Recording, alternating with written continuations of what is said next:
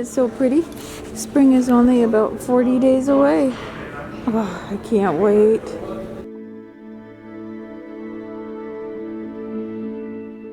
Oh, that's so cool. Dress to thrill. I remember that. Now I dress so I don't get arrested.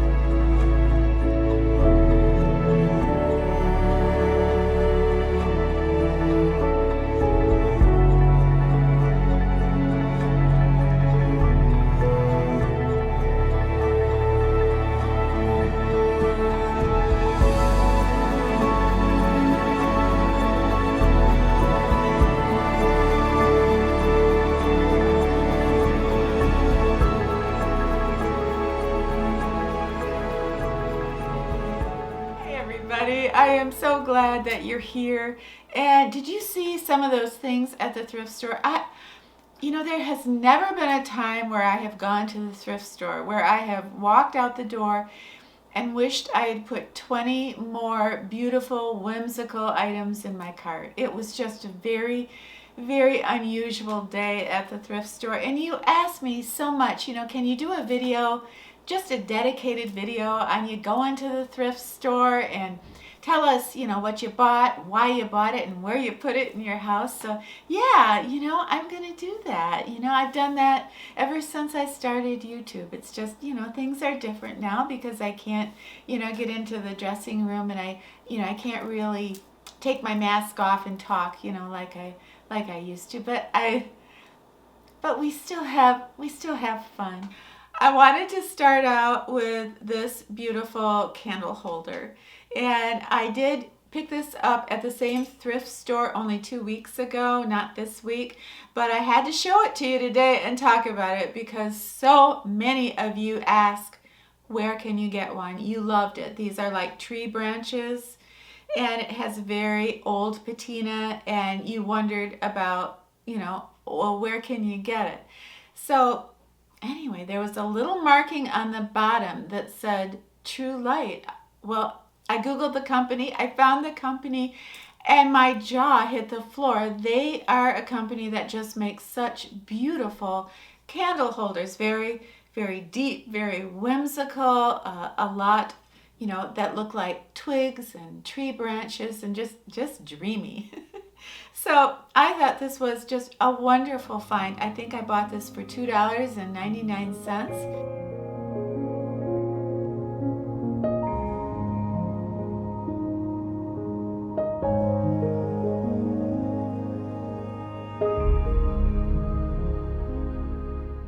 One thing that you have taught me is to look for signs, that we are given signs in life to help us along. And when I was at the thrift store, I was walking down the aisle and for some reason I'm always running into birds, but this was a beautiful porcelain plate, hand painted. This is 30 years old. This was distributed through the Bradford Exchange. Remember them? They would be like in the Sunday press, and I remember my mama would look at the pretty dishes and want to order all of them. And they were like $20 back then. But anyway, I digress. So I saw this one with a beautiful hummingbird. Then I saw another one that again is about 30 years old with a hummingbird. And hummingbirds are an old symbol of joy and happiness. And that's how I felt when I saw the plates, and that's how I feel when I do see a hummingbird. But what really made this special for me is I have a dear neighbor that I've become pretty close friends with. And she's a painter, and she paints birds. And I just thought, well, she's going through a kind of a rough time right now. And I thought, what a beautiful gift to give her for her birthday in June. And, well, also, what a beautiful gift to give me for no reason at all. So I got them both.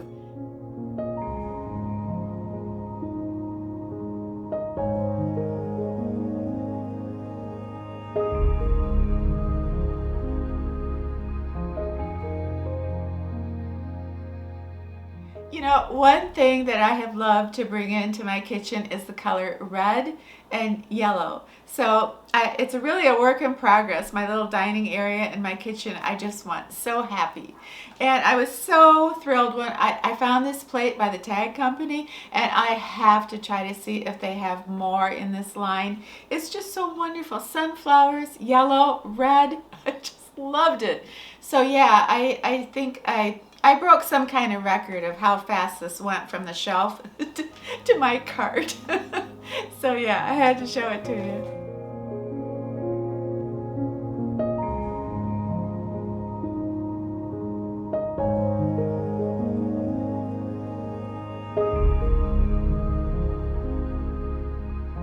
You know, I am so thrilled that I have a walk-in closet, and I love to put my scarves and my belts on hooks.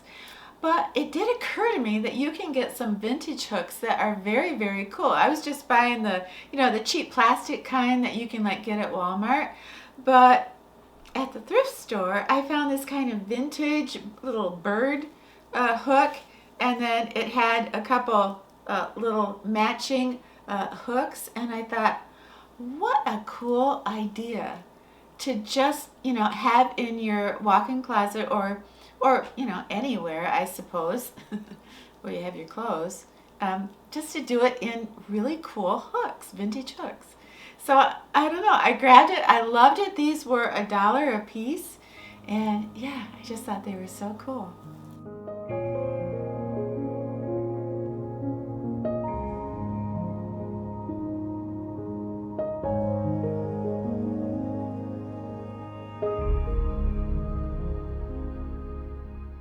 One of my very favorite things in life is when my grandchildren come to visit me.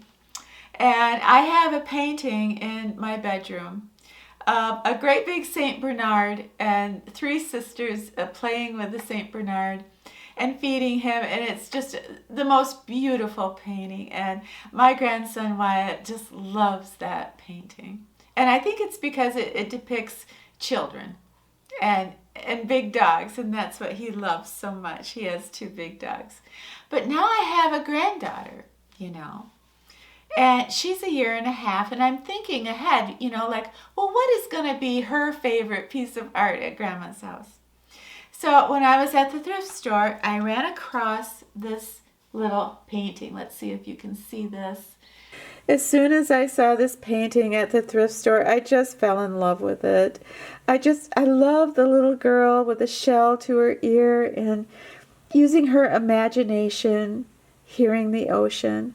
I just fell in love with it. This is a little girl, and she's holding a shell up to her ear, and the title of the painting is Listening to the Ocean.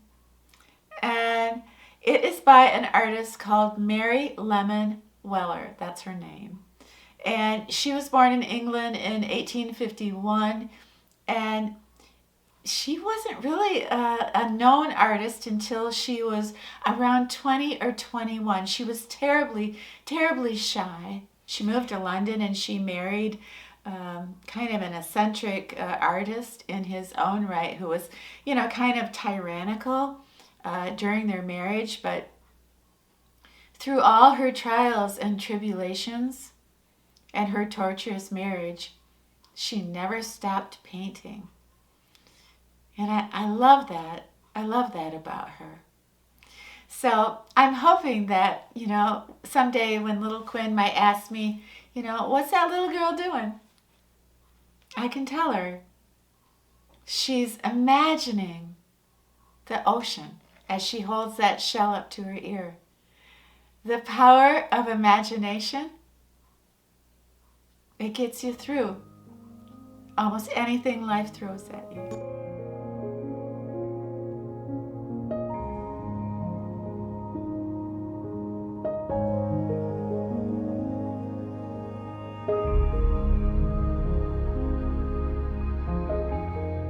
Looking back on my life, there's two emotions that I think I will remember the most.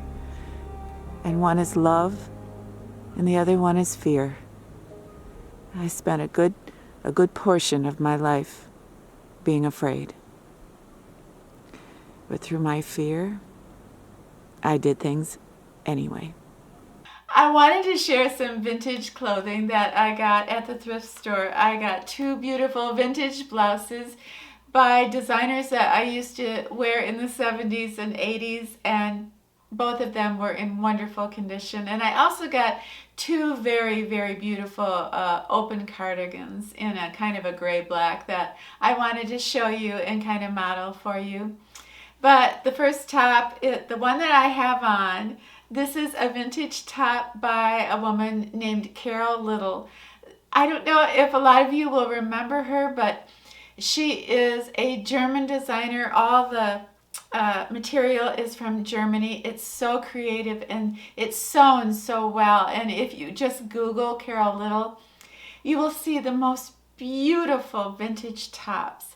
And I was thinking, when all of this craziness is over with the pandemic and I can go out and play music again, I was thinking, well, what would I wear to even, play a little gig, And I'm thinking, yeah, I would wear some wonderful vintage tops. So, yeah, I don't know. I just took it as a sign when I found this top because I thought it was so unique, so pretty, and so, I don't know, so vintage. The other top that I found was a beautiful lace blouse.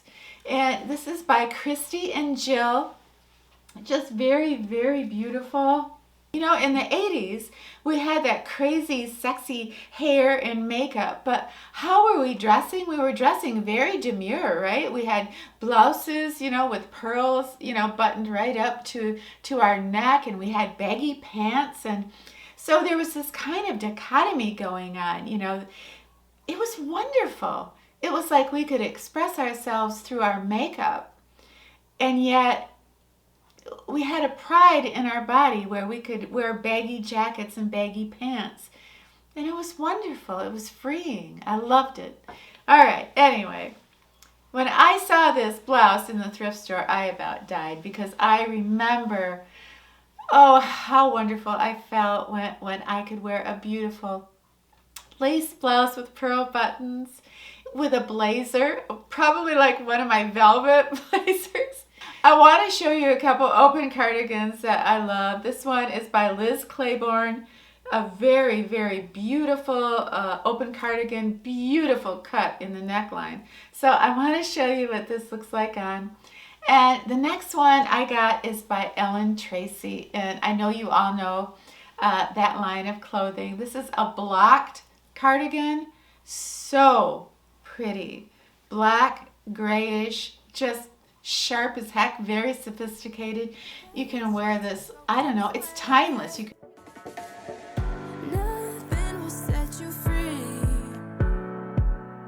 Who knew I'd be a threat? Yeah. Oh, you're so terrified of me. Hands begin to shake, you soon realize your mistakes. Eyes are open wide, you can't believe this horrible sight. Taste just salty tears, I love that I am what you fear. Jaw drops to the ground, just screaming but not making a sound. I'm in your head, listen now. Keep trying to kick me out. You thought that you had me down, but look who lost his crown. Oh, I'm in your head, listen now. Keep trying to kick me out. You thought that you had me down, but look who lost his crown. Oh, I think this movie was put in my path at the thrift store this week for a reason.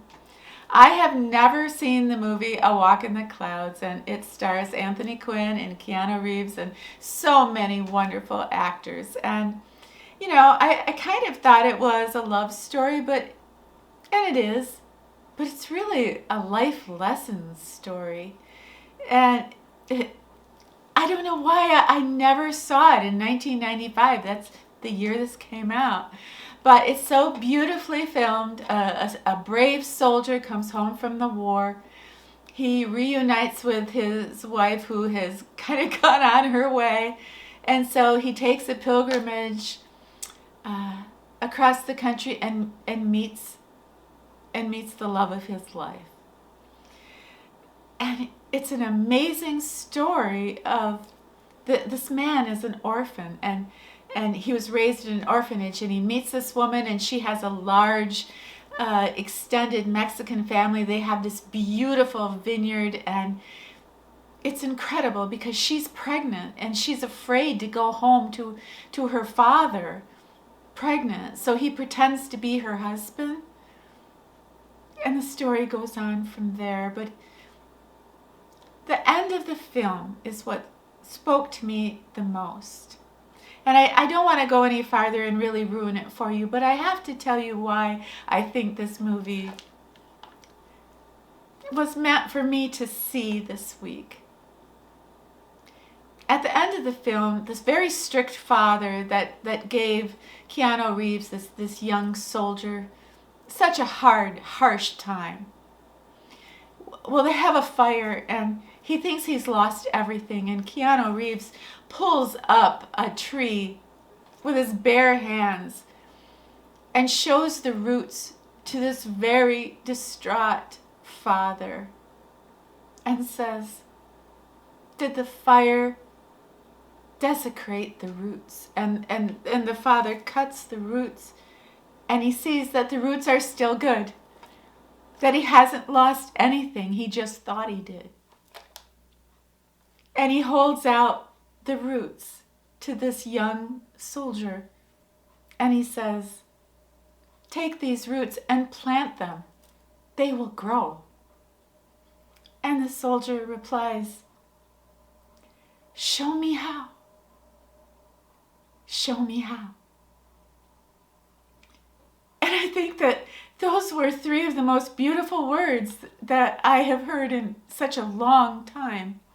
They're beautiful words to say and beautiful words to hear. People who want to learn, people who want to change, who want to grow, sometimes they need somebody to show them how.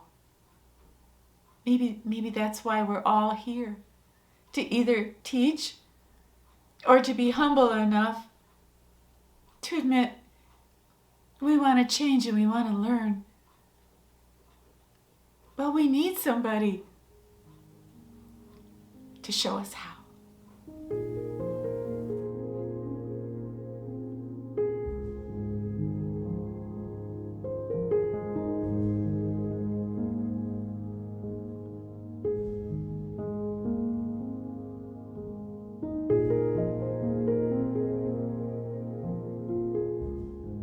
I don't know about this crazy life of mine. After 10 years, I still miss my mom.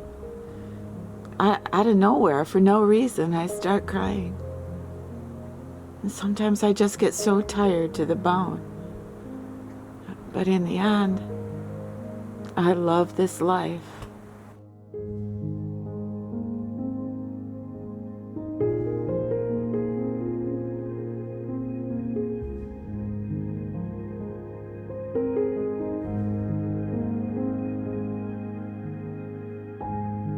Hey everybody, thank you so much for hanging out with us today. I loved every second of it. I always do. So please have yourself a brand new, safe, happy new week. And when you're done with your week, come back and see me and Desi, okay? All right, it's a deal. We'll be here. We love you.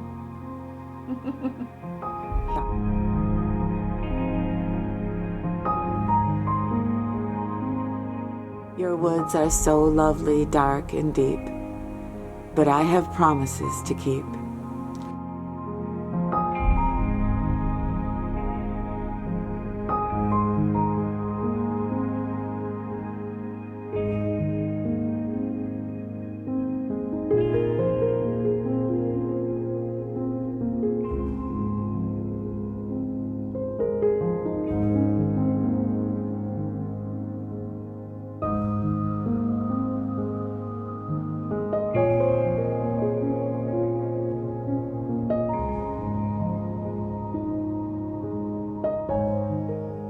have promises to keep, and miles to go before I sleep, and miles to go before I sleep.